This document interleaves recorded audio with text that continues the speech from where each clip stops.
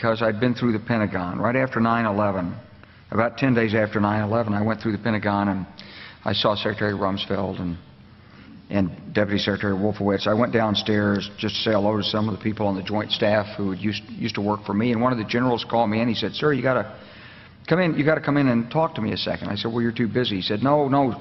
He says, "We've made the decision. We're going to war with Iraq." This was on or about the 20th of September. I said, "We're going to war with Iraq. Why?" He said, "I don't know."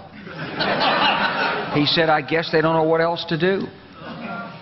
So I said, "Well, did they find some information connecting Saddam to Al-Qaeda?" He said, No. He says, "There's nothing new that way. They've just made the decision to go to war with Iraq."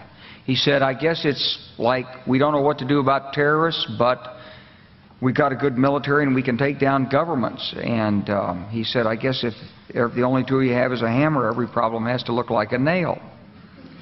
So I came back to see him a few weeks later, and by that time we were bombing in Afghanistan. I said, "Are we still going to war with Iraq?" And he said, "Oh, it's worse than that."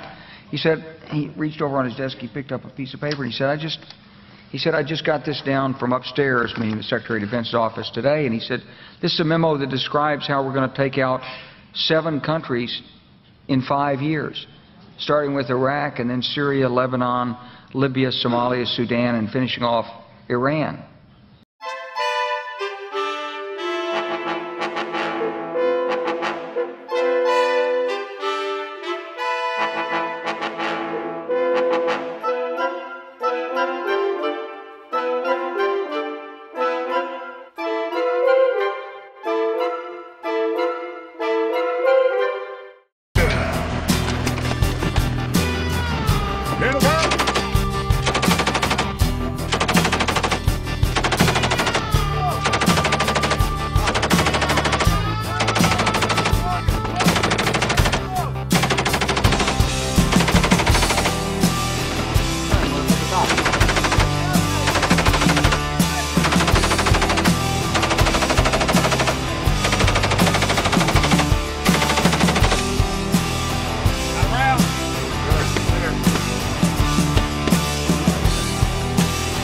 Funny?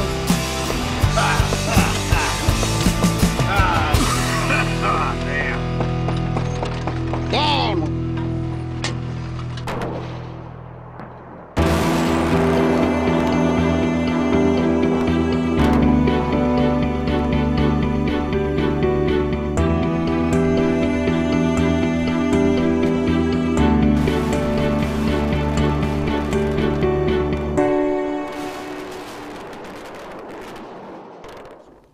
My fellow citizens, events in Iraq have now reached the final days of decision.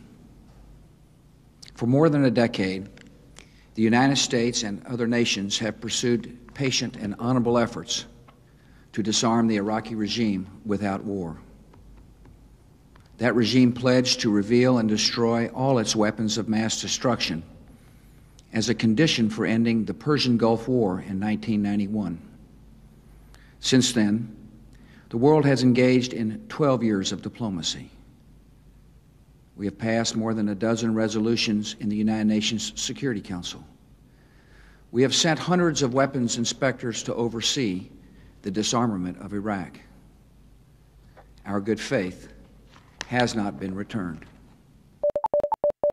It's basically economic colonialism. No one uses the colonialism word, but instead of just taking over the countries, we have a better way. We just go in and have free markets, whether we're trying to sell our products to their citizens or we're trying to mine their resources. We need to be in that country for some reason, and therefore we're going to talk about free markets, free trade. But what's really going on is we want our companies to get rich in your country.